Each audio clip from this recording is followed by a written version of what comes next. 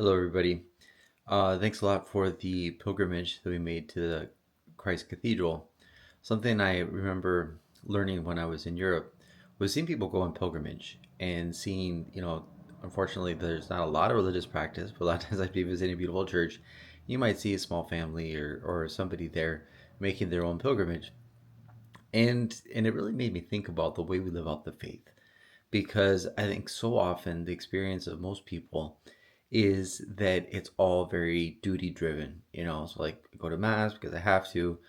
And when I saw these people going on pilgrimage, I thought in a way it's really easy to change our perspective on things. I was thinking, if if you have a small family and you go on a pilgrimage, and so you go to the church, but then afterwards you buy the kids ice cream.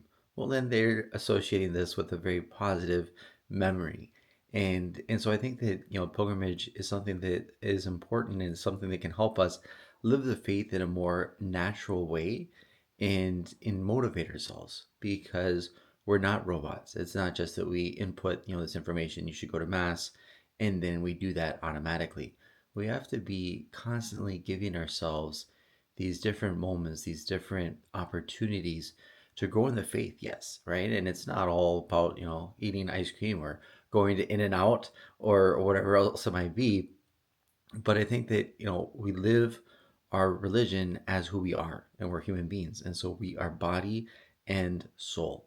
Personally, I was incredibly impressed once again seeing the cathedral. It's always such a pleasure to go there, see such a beautiful space dedicated to God. Being there on the campus of the cathedral, seeing so many people coming and going, being able to begin our pilgrimage with that prayer of the rosary in front of the shrine of Our Lady of Lavang, Our Lady of Vietnam, really a special way of growing in our spirituality. At the same time that we're able to share, we're able to, receive this rosary from the Eucharistic revival, and to be able to pray in a very special way. And I would invite you to continue during these weeks that precede our own pilgrimage to the National Eucharistic Congress to continue to pray, to continue to grow, but also to continue to grow in fellowship. And we'll still have a few opportunities. We're getting together for dinner in a couple of weeks, and then Corpus Christi procession. Hopefully, we'll be able to be together for that day in the park, and then commissioning mass. We'll still are working on the details for that. But so many different opportunities to grow in our faith and to grow as a community, because I think these are things that are really important. Personally, I enjoyed the day tremendously. I love the hike. Hope everybody else did as well, even if it only in retrospect. But to be able to enjoy God in nature, I think is also something that's so important and something that gets lost.